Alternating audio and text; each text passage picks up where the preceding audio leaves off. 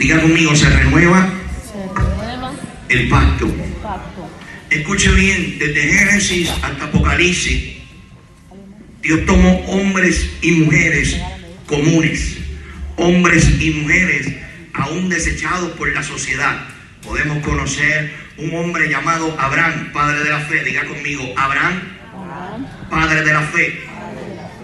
De acuerdo a Josué capítulo 24, versículo 1, dice que Abraham servía a Dios, el papá de Abraham y su hermano servían a dioses extraños. O sea, que Abraham no venía de una casa que sirvieran a Jehová, que Abraham no venía de una casa que ciertamente le hayan enseñado a adorar a Jehová, sino que su padre y su hermano adoraban a dioses extraños. De momento, escucha Abraham una voz que le dice: sal de tu tierra y sal de tu parentela. Mire la situación en la que se enfrenta Abraham. Abraham tenía que seguir aquella voz que estaba escuchando, que no conocía. Aún nosotros que escuchamos a Dios hablar, aún nosotros cuando hemos recibido una palabra de Dios, se nos hace demasiado de muy difícil confiar y caminar. Imagínense un hombre que no conocía a Jehová, que no conocía a Dios. Ahora su mujer no conocía a Dios, su sobrino no conocía a Dios, su casa servía a Baales, pero Dios estaba llamando en medio de todo ese pueblo a un hombre a que caminara por fe. Aquel hombre recibió el llamado. Un hombre que era completamente común se convirtió en un hombre extraordinario. ¿Qué te quiero decir con esto? Que Dios toma gente común, la saca de ser común para volverla extraordinaria.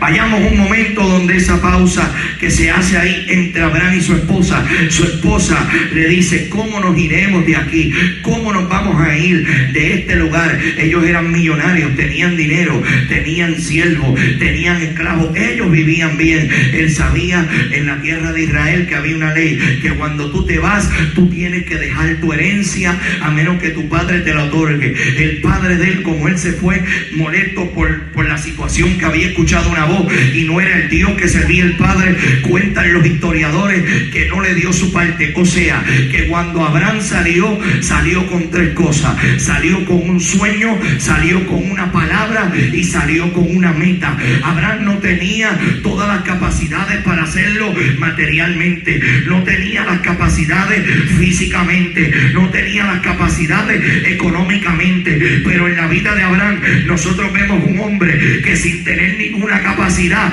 Dios lo levanta y lo pone alto. ¿Sabe lo que dice? ¿Sabe lo que cuentan?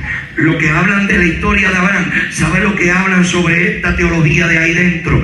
Dicen que el padre de Abraham, oye, conocía lo que eran las estrellas, leía las estrellas en ese tiempo. O sea que el padre de Abraham le dijo a Abraham y sabía claramente que las estrellas le habían dicho al padre de Abraham que Abraham iba a ser estéril, que Sara no iba a tener hijos.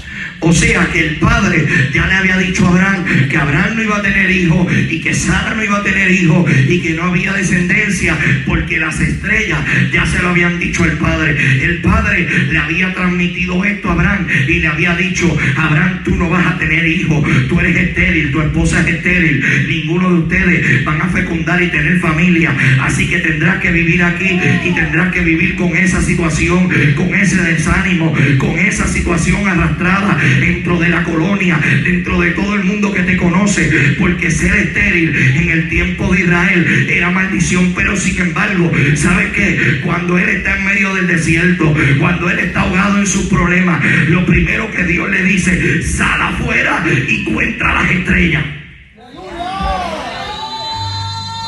El padre le había dicho que no iba a tener hijos. El padre le había dicho que se iba a quedar así. Sin embargo, ahora la voz que lo sacó de al lado del padre le está diciendo contrario a lo que le estaba diciendo el padre. Le dijo: cuenta las estrellas, cuenta las estrellas. Las estrellas le dijeron: Abraham, que tú no ibas a tener hijos, pero yo soy el dueño de las estrellas. O yo soy el dueño de las estrellas. Yo te estoy diciendo que tú vas a tener tanta descendencia. Y entonces comprendí algo: que la humanidad siempre te va a juzgar por tus capacidades y por tus limitaciones. La gente siempre se va a enfocar en ti, en tus capacidades y en tus limitaciones. Pero ¿sabe lo que Dios hace? Dios no trabaja ni con tus capacidades ni con tus limitaciones. Dios trabaja con tu disponibilidad. Es mejor estar disponible que capacitado. ¿Cuántos adoran al Señor? Hay mucha gente capacitada, pero no están disponibles. Dios está buscando un pueblo que esté disponible a hacer la voluntad de Dios, disponible a renovar el pacto, disponible a decir, heme aquí, envíame a mí, yo lo voy a hacer, yo me voy a levantar por mi casa, yo me voy a levantar por mis hijos, me voy a levantar por mi familia, me voy a levantar por mi matrimonio, me voy a levantar por los jóvenes, me voy a levantar por la dama, me voy a levantar por los caballeros, me voy a levantar por la iglesia.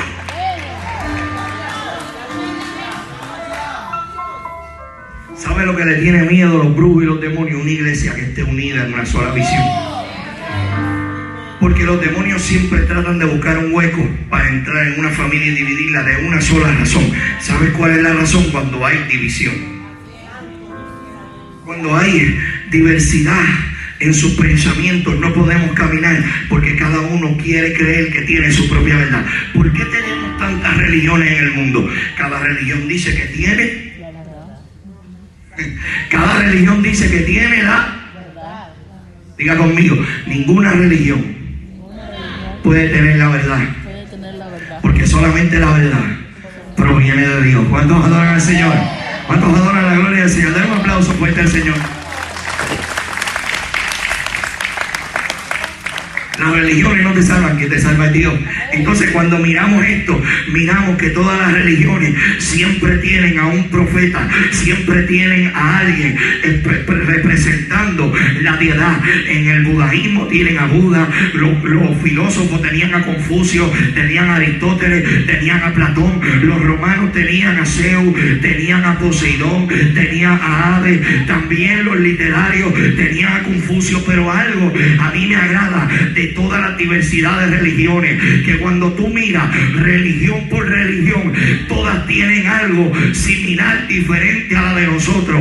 Todas ellas tienen algo que las une, que su Dios ha muerto, pero el de nosotros sigue vivo.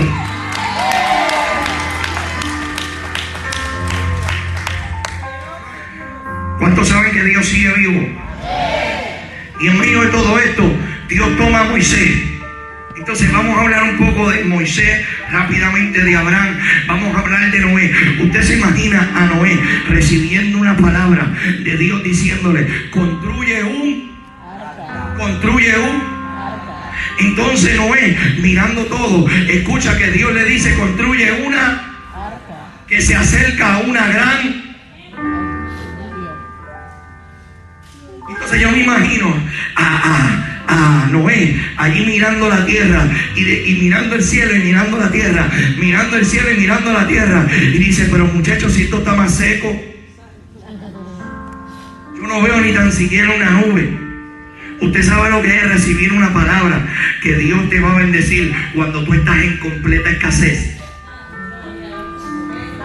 ¿Cómo creer cuando no hay nada, cuando no hay fruto, cuando las vacas no dan su producto? Pero algo yo he aprendido, Débora, algo yo he aprendido. Dios dice, escribe la visión,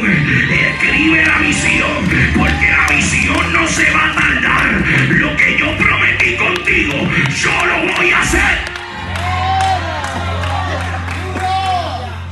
Y tú dirás, pero ¿por qué lo estamos atrasando tanto? Porque Dios no ha cumplido el propósito. ¿Sabes qué? Sobre ti puede haber una palabra, sobre ti puede haber un llamado, sobre ti puede haber un ministerio, sobre ti puede haber un don, sobre ti puede haber esa gracia de Dios, pero hasta que tú no la pones en práctica, hasta que tú no empiezas a trabajar por lo que Dios ha hecho contigo y no eres productivo, no sucede.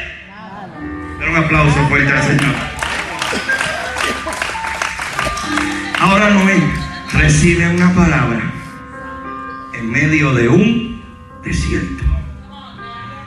estaba la tierra, y yo me imagino a Noé diciendo: Dios, tú me estás diciendo a mí que yo tengo que hacer un arca porque viene una tormenta, porque viene un diluvio. ¿Cómo yo voy a hacer un arca si yo no tengo gente para trabajar? Y ahora esta historia se pone más interesante, porque él empieza a hacer el arca. Yo me imagino que los primeros 5 años la mujer estaba mano a mano con él.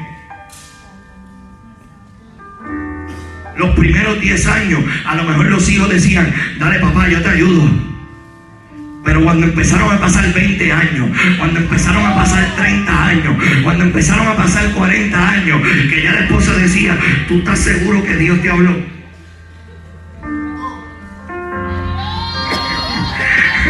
¿Tú estás seguro que Dios te dijo a ti que hicieras un arca?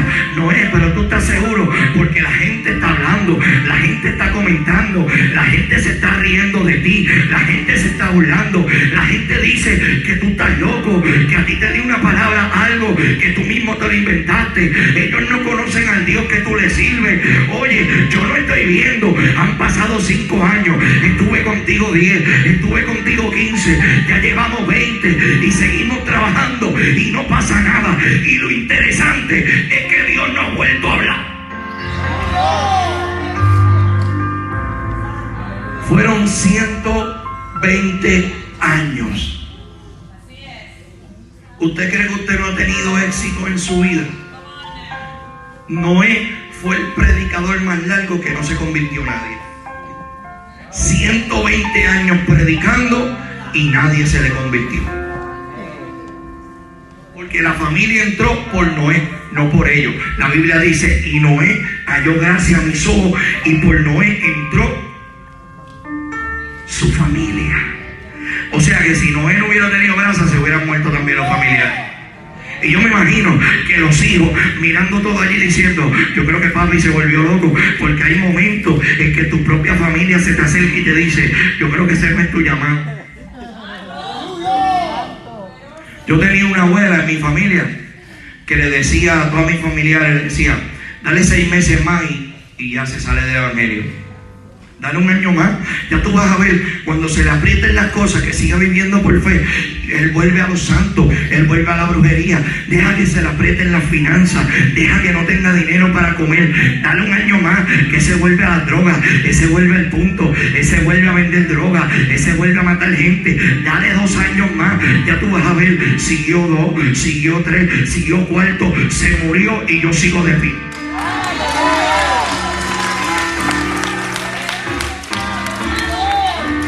Porque esto no se trataba de lo que ella pudiera opinar o de lo que la gente va a opinar sobre ti. Esto se trata del trabajo que Dios te envió a hacer. Es un pacto contigo, no es un pacto con tu esposa, no es un pacto con tus hijos. Si tu esposa no se quiere levantar, tú te tienes que levantar. Si tu esposo no se quiere levantar, tú te tienes que levantar. Si tus hijos no se levantan, tú te vas a levantar. Porque Dios lo que está buscando es a uno. Dios lo que está buscando es a uno. Dios lo que está buscando.